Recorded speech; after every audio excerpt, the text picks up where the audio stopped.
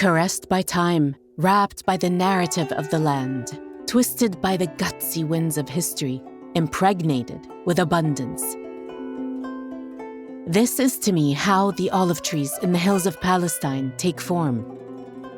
They are like female dancers twirling around in a slow but deeply intense and sensual Sufi trance. They are mother centurions who for centuries have stood fiercely there to protect and defend. They are like tale-tellers whispering their stories across the landscape, singing their ballad to the world. Olive trees to me are like women, embodying great wisdom, love, and sensuality.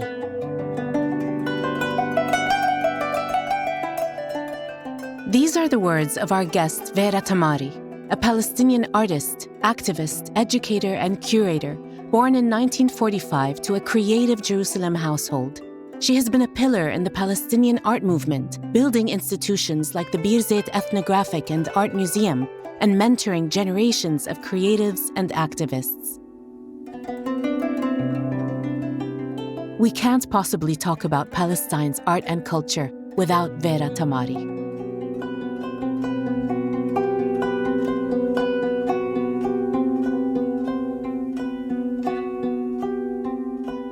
This episode was recorded on the 26th of May, 2025.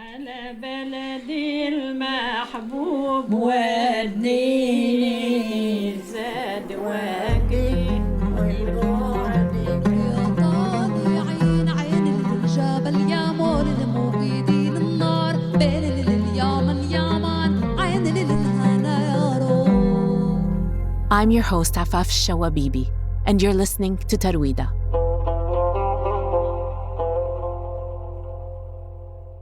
Vera Tamari, it's so good to have you with us. Thank you so on Tarwida. much. Thank you. It's a pleasure. It's a real pleasure. Since I've been a follower for a long time, since you started. That's an honor for us, really. You can't imagine. We're really excited to have you with us. Thank you very much. So, Vera, there's so much to talk about with you. I think it makes sense to begin with what made you an artist and how your parents helped you and your siblings, Vladimir and Tanya, develop as artists. Well, that's an essential question everybody asks me.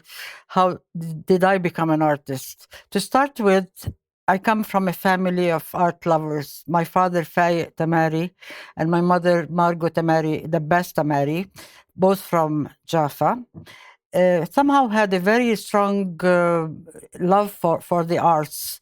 So it was lovely to have parents who appreciated the arts, and especially my mother, who, since she was a young woman, after she finished high school at a non-school in Jerusalem, she went back to Jaffa and started a little atelier in their house in Jaffa, and started a correspondence course with a school, an art school in Paris called École ABC.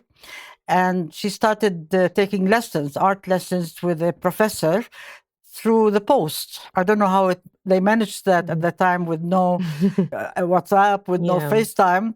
So as we were growing, it was somehow a very natural thing for us to be in this kind of ambiance or environment. My father also was a great lover of art objects and music. I mean, I remember often he would come from wherever he had been in an antique shop in Jerusalem, for instance, and come back with a little object that he liked. Although, I mean, his means were not very strong, I mean, but he loved that.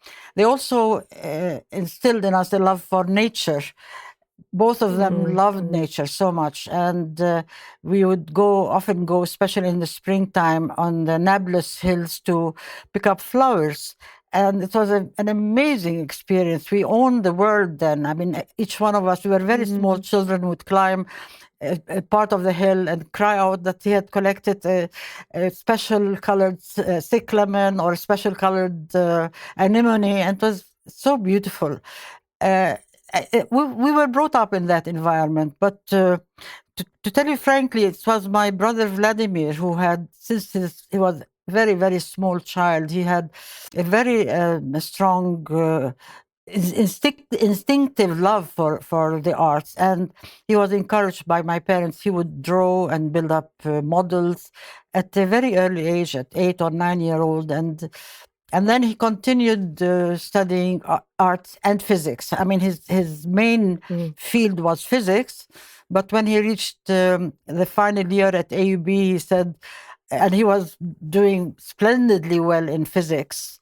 He said, I'm an artist at heart and I want to continue in that. And he did. And my relationship with Vladimir, my brother, was very strong. I myself never felt I was an artist as he had been, but it was, I was always fascinated by, he would help me whenever we were children to correct a painting I was doing or help me with a brush and so it was Tanya. Tanya, my sister, grew up also in the same environment, but her interest was music. And since an early age, she would stand up whenever we had visitors and sing in front of the guests. And so it was this kind of environment that we were brought up in.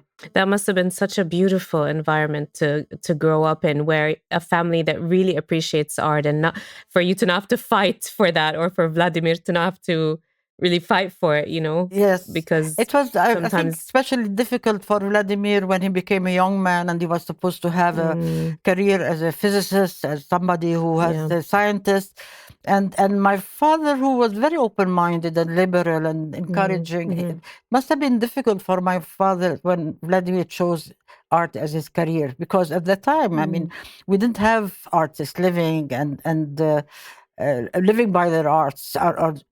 I mean, that was basically their concern.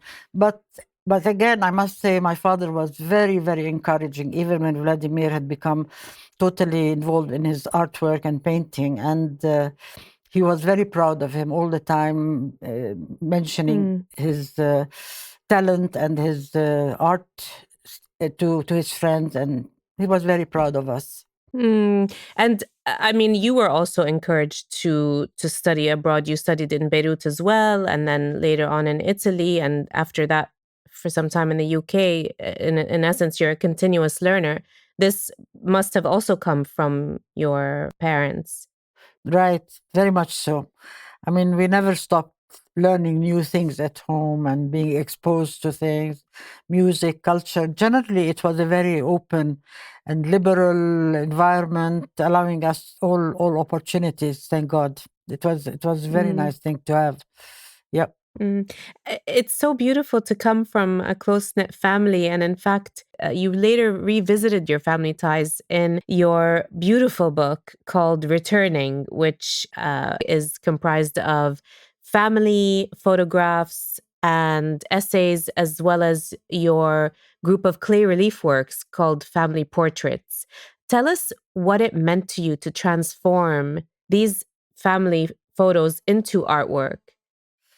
You see, we were lucky at home that my father was very much interested in photographs generally, and he owned a small camera. We have even a picture of him holding one of those cameras. He was an amateur, but he collected a lot of pictures of family outings, different things. He even took some pictures of the British Mandate while they were searching people in Bab el Amoud in Damascus Gate. He has a huge collection of photographs, and these photographs always fascinated me because they took me back to the time that I was not there yet. I mean, I was very small when the Nakba took place, and we went to Lebanon as a first step. But the pictures took me back to the Jaffa time and the Jerusalem time, because my family also had connections with Jerusalem through my grandmother, Hilane, my father's mother.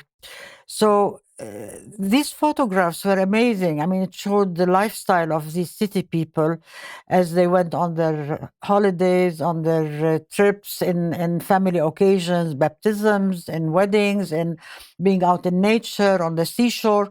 It was fascinating. A beautiful photograph we have showed the masquerade party that Alfred Rock Jaffa wrote himself, used to put up every year with a theme to it.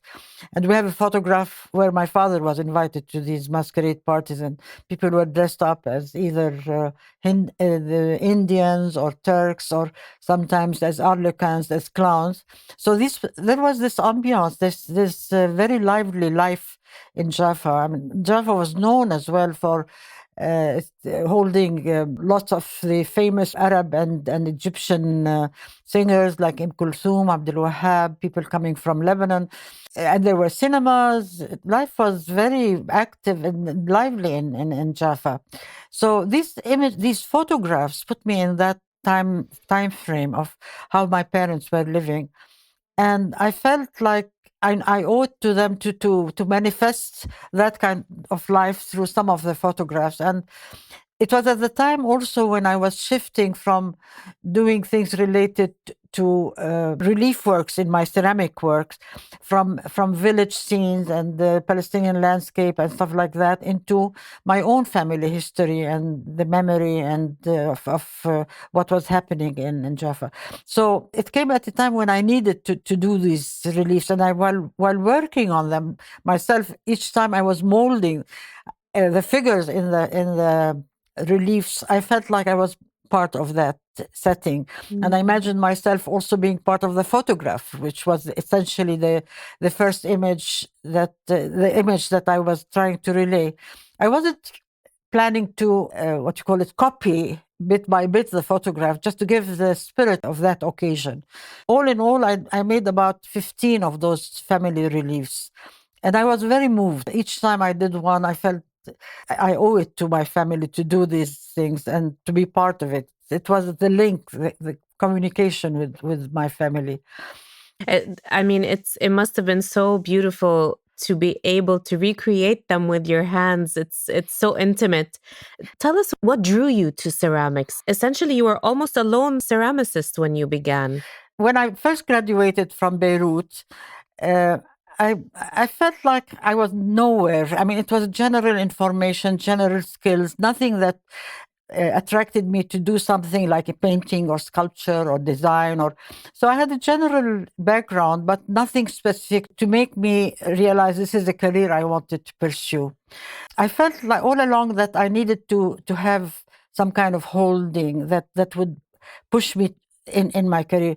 It was by accident, sheer accident. I applied to go to England for a summer workshop in Surrey. And there I had applied to join a group working in ceramics. I mean, there were other disciplines that people were working in. And to my surprise, I had no idea, absolutely no idea what ceramics was all about. I mean, I hadn't ever touched clay and worked with it. And I loved it. I thought immediately I felt it was the thing I wanted to do. And then after I came back, I taught for a little while longer, and then decided to go to Italy to study ceramics in Florence. But unfortunately, the type of studies we had in Florence was more industrial. I mean, teaching you how to create mass-produced objects rather than the art aspect of ceramics. And this I had to do on my own when I came back, actually. And I was very much on my own, frankly. I was the only one who, as we mentioned before, I was the only one who started a woman working on the wheel, the only one who used glazes, and I had no reference whatsoever to help me stand on my own, except that my father was along, helping me all along whenever I wanted to buy a wheel or a kiln, or he came along and he helped me with the finances of establishing my small workshop. And I was able to do a small exhibition the first year of wheel-thrown pots. And to my surprise, the things which were on display in that exhibition in Jerusalem were all sold out. I mean, I knew I was a beginner, but people were fascinated by the novelty of that aspect of being an artist or a ceramicist. This was in the 1970s? Yes, 1975, 76. Yeah. And that Yes. was a time when the art scene was really thriving. Arts, theater, activism. There was a lot of activity happening. And in fact, you weren't just doing ceramics, you were part of a theater group as well at the time. I was part of the theater group, and we were all amateurs, except for one person, Francois Abu Salem, who was a professional theater person. And we were all amateurs. My background in college was as a minor. I had drama as a minor, so I was drawn to theater, and more than acting, and is more in the directing and stage setting and this kind of thing. So I joined the Balalin group. It was called Balalin Balloons, and it was an amazing period because we were very experimental. I mean, it was unusually experimental. I mean, people were not following a script, and we had to. It was very extemporaneous. I mean, people went on stage and acted out some ideas, and eventually the whole play would come out. I remember one of the very important plays at the time was called Al Itme, Darkness. Yeah. And we performed in wherever we could perform, in schools, in small stages. But I remember that particular play. We did it in the municipality building, which was still under construction and stayed under construction for decades. So we had to clear the rubble from the inside of the hall. And there was a stage in cement, and we used it as a very raw base for our theater. And it was amazing. We brought little straw stools for people to sit in, and very rudimentary electricity. It was an amazing period because it was a collective kind of work, everything else at that time was this kind of voluntary spirit, wanting to do things for Palestine in the arts. It was at the time when the League of Palestinian Artists also formed itself here in the West Bank and Jerusalem. And it was all through the initiative of young people who had just graduated from Egypt or Iraq or the Arab world, in art schools. And it was a small group of about 25, 30 people, very few women. I was maybe the only woman at the time, maybe one or two others, but very few. But mostly they were young men who had different experiences, having studied under the tutorship of let's say Iraqi artists who were very well known in their style, or Egyptian artists or Russian artists as well in Egypt and in Syria, for instance. So you were one of few women. What was it like at the time? This is a question I'm often asked. What was it like to be part of a group? Frankly, I mean, I don't want to say I was discriminated against or I was on the side. I think because of my personality and my artwork and there was no need to prove myself in a male-dominated group. Mm-hmm. The only thing that I sort of felt was not the right thing is that often these young men would sit together socially and smoke and have their coffees and stuff like that. And I wasn't part of the evening meetings they may have had. But I was there, very active. People listened to me. They wanted me all the time. And it was a fascinating period.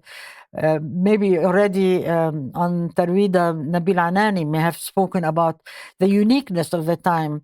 Of holding exhibitions in schools, in municipality building, and the amount of interest from everybody in the public, because the works were politically motivated. They reflected the struggle for freedom, the ending of the occupation. They celebrated special days like Land Day, Women's Day. So we had many exhibitions that toured all across the West Bank with very minimal means. I mean, nobody was being paid. Nobody was earning money from those artworks. And it just happened that we were all in that kind of mood of being in a collective mood of wanting to to show how art can be lead people in a way in our society. Mm. And then later on in the 80s, you and Nabil Anani, Sleiman Mansour, and Taysir Barakat formed New Visions. So it was an offshoot of the Rabita, the League of Palestinian Artists. Tell us about the transformations. How was your journey different from your colleagues in terms of the shifts that happened? The shift, I remember very well, the four of us were sitting drinking coffee on our balcony, and maybe Sliman or Nabil mentioned that we are thinking of forming a group outside the League of Palestinian Artists. And I sort of thought about it on the spot, and I said, yes, I think it's high time we start doing work that would not only work that is for the collective interest of political collective interests, but work that would show our maturity, our artistic maturity as well. And it seems simultaneous, but I never was part of that discussion between the three men in the group. They were discussing the fact that we ought to boycott the Israeli goods because there was a call for boycott. I was never aware of it, and that's why I never changed my medium as a tool in my work. So I always worked in clay, and I continued working in clay, whereas the rest of them shifted in their medium and started using local materials as like mud and leather and wood. And my shift was when I started doing the family reliefs, going back to my family history, researching more, and getting more in another mode. Still doing my relief works, but in another mode altogether than the village scenes that I was doing before. And it meant more to me, actually, because I was doing the village scenes before as a part of reflection on the authenticity of the village and the women in the village and how everything is so lovely and Palestine is beautiful, and coherence, the coherence of being in the. But when I started doing the family portraits in clay, I felt it was more something that I, from inside, came out from my inside, my background, my family. It was more internal. I wouldn't say individualistic, but the shift definitely is more from a communal kind of addressing a communal attention to something that is more personal, more intimate, and more in that way. Mm-hmm.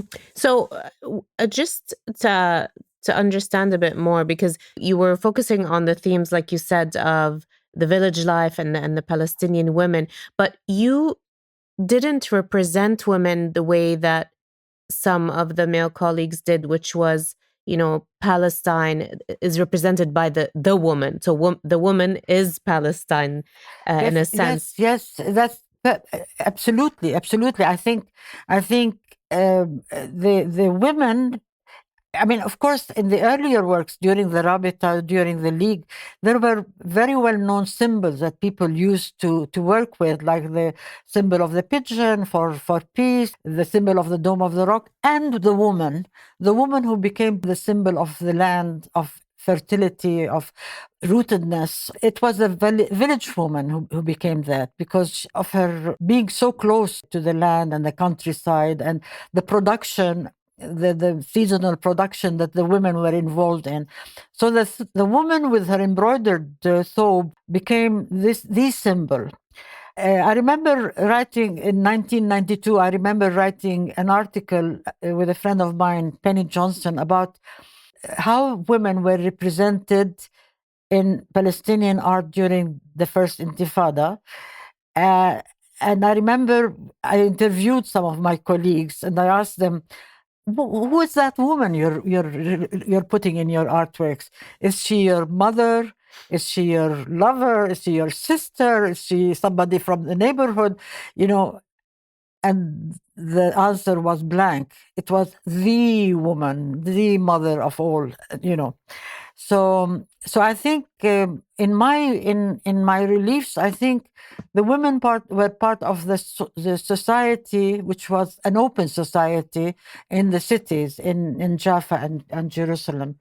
That's how I represented those women dressed in European clothes, and their body movements in the reliefs also reflected the ease they were with men in their community, in their family and community. So for me, the woman was the person I know, or I've lived with, especially the picture of my mother, the relief of my mother standing at the door of her father's house in Jaffa when she was engaged. That was absolutely a very revealing thing about how she had lived, and how I looked at her as somebody who's educated, who's charming, who's sophisticated in her thinking, and she was standing sort of very casually against the door of her father's house. Later on, I didn't include much women in my art. I remember during the second Intifada, I did a few reliefs with some women related to the mother of the martyr. Some works on as paintings on fabric. I did also. I called those two paintings "Silent Lament" because it came out after an experience I experienced of a neighbor losing her son in our neighborhood. Losing him through the Israeli forces who barged in and killed him right there and then. And I was on the balcony and I witnessed it, and I saw the women crying, and it was a very, very, very sad and tragic. So those paintings that I did at the time were an immediate experience, and it had all the sadness and the sorrow that the women express in their faces. Yeah. Another theme, or rather maybe point of focus in your work, is the olive tree.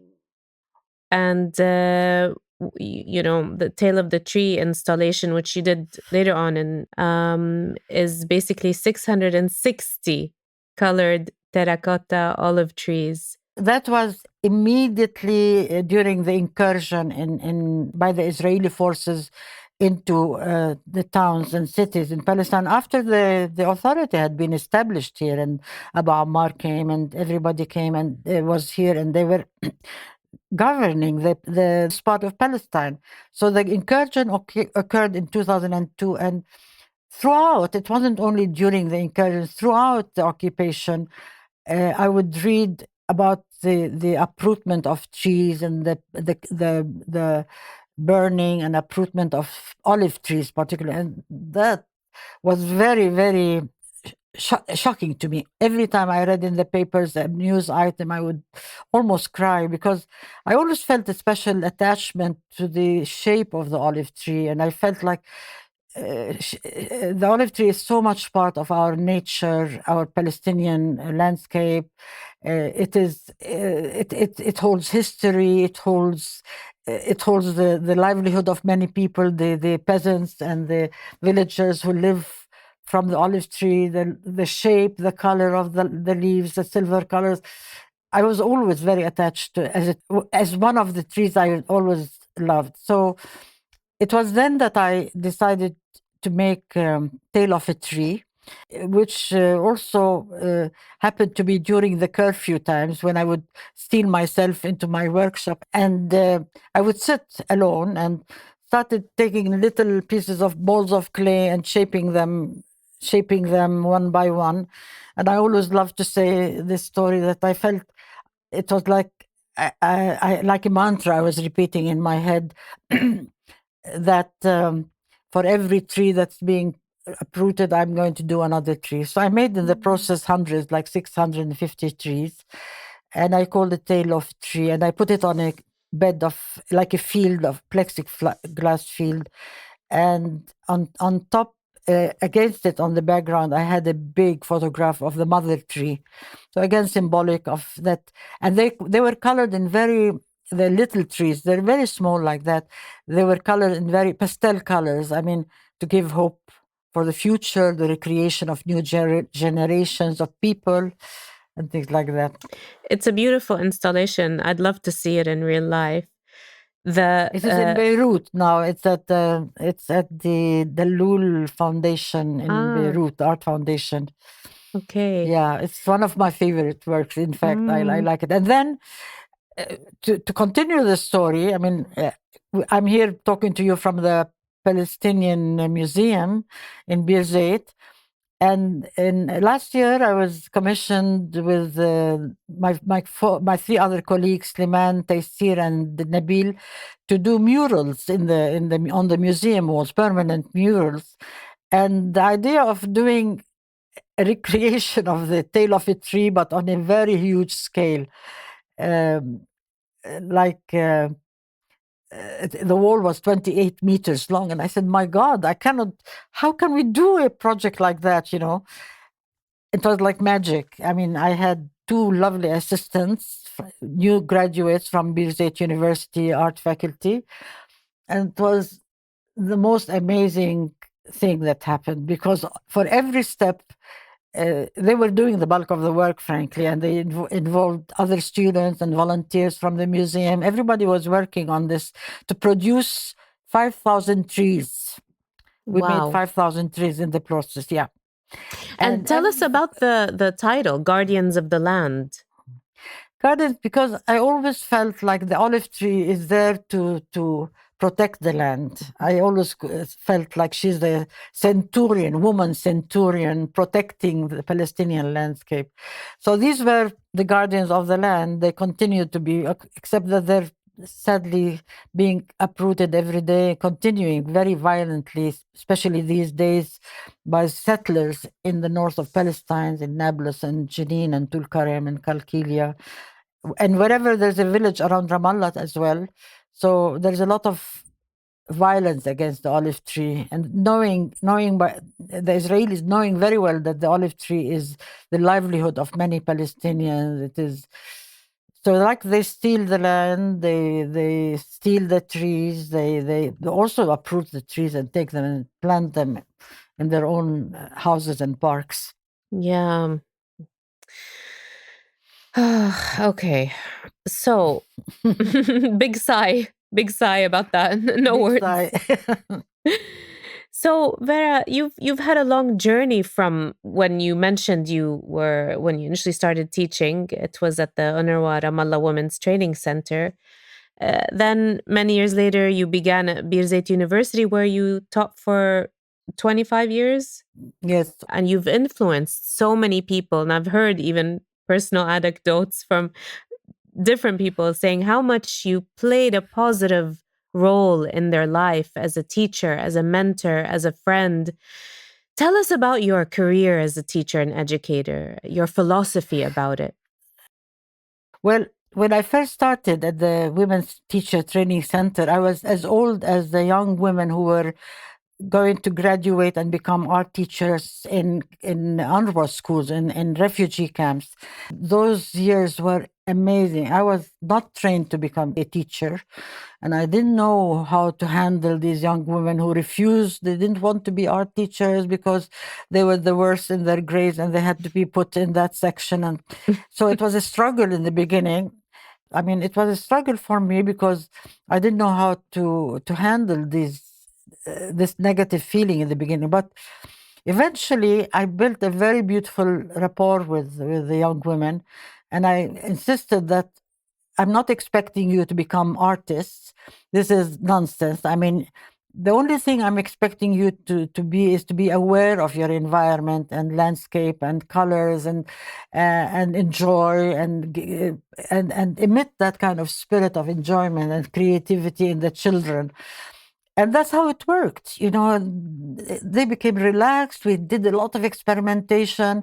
We went, I remember once on a two months program to villages and camps to study the crafts, Palestinian crafts, so that they can also teach the children how to make little pots and how to do basketry and stuff. And it was amazing. I mean, it was beautiful. Then I also felt like I needed. That's when I went to Italy and I studied. Took 2 years off from my teaching, and then I felt, after I established my workshop, and I felt a lot of loneliness, and I felt nobody's around me to gear me, to help me, that I needed to expand more and learn more about ceramics, about especially ceramics in the Arab world, and that's how I applied to study in Oxford the history of Islamic art, including Islamic ceramics, which was the topic of my thesis. So I did an MPhil there. Then I came back to Birzeit. That's where the story started again. I mean, Birzeit didn't have an art faculty, didn't have any art setting, didn't have anything except that Vera was there, and they didn't know what to do with her. So they would ask me to teach in the archaeology department sometimes, which was fascinating because I was interested in archaeology myself. And then eventually I developed an art program at the university. Never materialized to become an art faculty until much, much later after I left. Can I just ask you, what made you choose at Oxford Islamic Studies? Because they had a section on the history of Islamic ceramics, how they emerged, as in what places during the earlier periods of Islam, in the Abbasid period in Iraq, in the Fatimid period in Egypt, and so on and so forth, in the Mamluk period. So, I mean, for me, that was a revelation because I had no idea what all these dynasties were about. Mm-hmm. I thought I knew a lot about Islamic history, and I had absolutely no inkling. And that was very, very enlightening. So, coming back to my teaching at Birzeit, it was fascinating because I was teaching Islamic art and architecture. And again, the students who would come, it was an elective course, but it was a very inspiring course for them to know more about the roots of the Islamic civilization and Arab civilization, and what is there. I used to take them on field trips to the Dome of the Rock, to different places in Jerusalem, to Jericho, to the Mafjar, خربة المفجر, قصر Hisham's palace. Then I was asked to teach courses in the architecture department. One of them was an art history course, which again I had to prepare from scratch.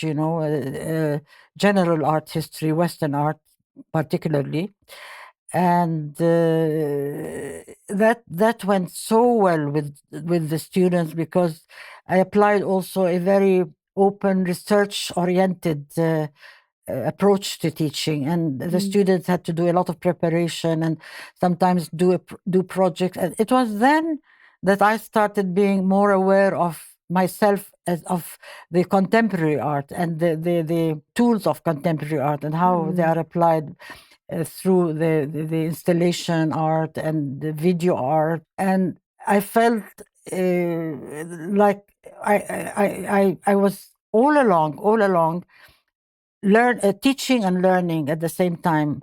The interaction with the students was very lively, and because they were extremely bright kids. I mean, the architecture students were the crème de la crème in the education standard in them. And you they had were one of your students was Amer Shomali, right? Who was on our Shomali, whom we podcast. interviewed. Yeah. So it was always very inspirational to be with these people.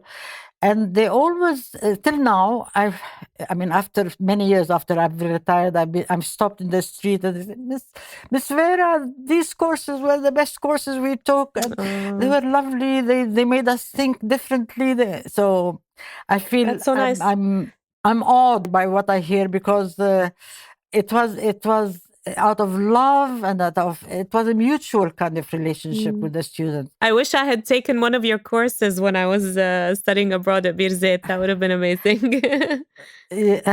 لو سهلة. Too late now. Now people ask me, I didn't want to renew. خلاص, there was the time when I wanted to find myself more in my. To be honest, I devoted a lot of time and love and towards my teaching career, and I said, I ought to think more of my own art. Yeah. And I'm happy with what I'm doing. I shifted totally. I'm still doing ceramics every once in a while, but also including in my artwork very contemporary approaches as in installations, multimedia, things like that, And photography.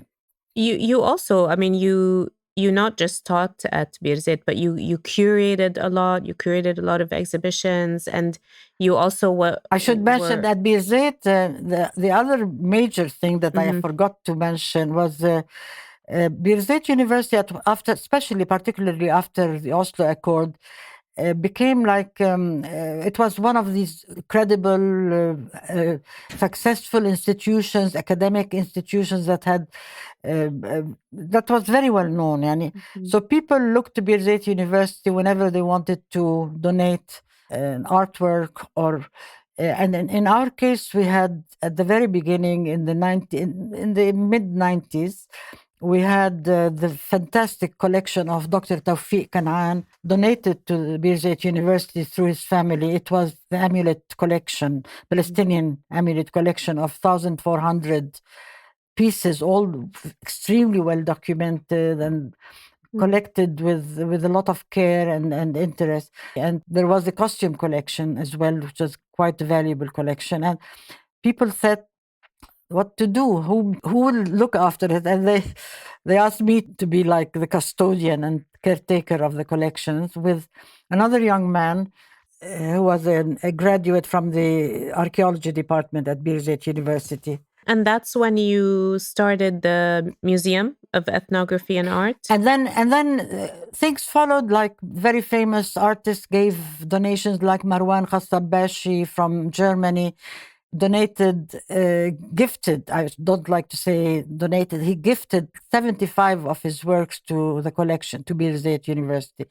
So that's why we founded the committee, and I became head of the committee, and we started discussing how to go about it slowly. I mean, nobody had museum expertise or interest. I didn't have it, but it was all out of common sense, and we were on the right track all along and brought specialists to advise us on how to handle the collections early on. And so after a while, the university became very much interested. We established a small gallery, and then they decided, no, we ought to have a bigger space. And they gave us a whole floor in the annex of the library, of the main university library, to become a little museum.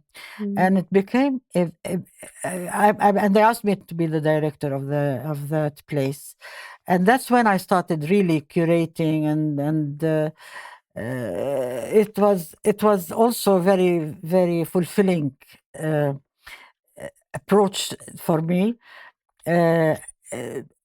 First, we would do exhibitions from the collections themselves, and then I started what we later became cities exhibitions, a series of exhibitions about different cities in Palestine.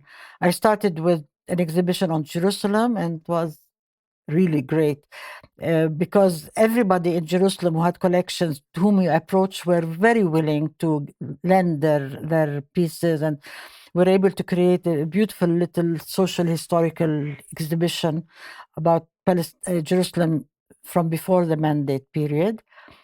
And after that, I thought, we should start something else. I started an exhibition on Ramallah. So we did, altogether, there were about 6 cities exhibitions. It was a lovely thing to do. I mean, I think my experience in drama and the theater and organizing a play and all of that played a role in my organizing spaces and exhibitions and choosing themes and things like that. So it all fitted in. I mean, it wasn't like something that was very strange to me. We've covered maybe just a little bit of the incredible activities you've done and your whole journey. There's so much, so many different roles you've taken. Is there anything more you would have liked to do, or you would still like to do, maybe? I'm happy with my. I mean, I wouldn't say I'm retired because I'm constantly busy. I'm still painting a little and doing and I'm building projects. I'm still in a physical state that allows me to continue to work a little, not much, but I work on projects more than just produce artwork. So whenever there's a project coming up, I'm very eager to take it up and think about it and research. And so at the moment, I'm thinking of something quite special. So for a project that may take place in the fall. So inshallah. Oh, that's very exciting. I'm curious to know what it is, but maybe you'll let us know later on. Inshallah. So Vera, you know, you really have laid the foundation for so much. I mean, not just your own work, but your incredible role in developing so many artists and developing the Palestinian art scene. How do you want to be remembered? My goodness. خلاص ما هو whatever has happened يعني there's no need for more remembrance. I love the idea that we have a mural of the olive trees here at the museum. And if people have some of my work in their homes and are enjoying them, أهلا وسهلا, this is lovely to know about. Not much more. I feel, I'm really think it's enough that I have had a lot of satisfaction throughout. Satisfaction that I have loving people around me, and people who are inspiring all the time around me, including my family and my students. And I cherish that very much. And I think if that stays within their hearts and souls, remembering me, that's enough. The few people I met. What advice would you give young artists in this climate that we're in?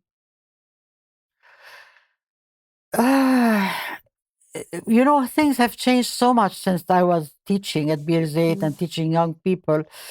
And I noticed that the young people nowadays have a lot more initiative to start on their own rather than depend on an institution to support them. And they're applying for scholarships, they go for grants. So I think this is amazing. This is wonderful that this is happening. Unfortunately, the times that we are passing through, the tragic times, is not a good time for people working in the arts. I mean, if people want to display their artwork, there are priorities these days in the world and in our world, and the priority is to safeguard people in Gaza. But I really salute the artists in Gaza, particularly who are, despite the tragedy, the family tragedies, their friends have been killed, their studios have been demolished, yet they have a fantastic drive to keep on and produce and find ways to reach out to the world. And it's amazing. I think this is the best thing that one can do. Young people should continue searching and looking for opportunities, continue to study and to study and research, and not depend a lot on just what the society wants from them, but to be innovative themselves and create new channels and new paths in the art world. And it's happening. I think there's a lot of young people who are involved in video art, in installation art, and it's becoming competitive. But unfortunately, the times are not favorable these days. I mean, I'm sure later on, when there's more stability, we will see a lot of these young people emerge in a better situation and a more happy and promising life. That's a nice thought to end on. We want to always have hope for the future. Vera, thank you so much for your time. It was lovely having you with us. I felt like I talked a lot. Well, that's what we wanted. No, not at all. That's what we wanted. We wanted to hear your stories, for our listeners to really be witness to Thank you your very much. beautiful I really personality. I appreciate that, especially that Tarwida is such a new, fresh, led by lovely women as you and Zina and Dima and Lina and Lin. So lovely team of people, and the idea is very fresh and necessary. And I thank you for inviting me to be part of your podcast. Thank you very much. Thank you so much. We really hope that we can have as much impact as you have on the multitudes I'm sure of people will have around more, you. much more. It's good. Thank you, Vera. Thank you. I've had lovely meeting you, even though you too. Through soon in person, inshallah. I hope. Inshallah.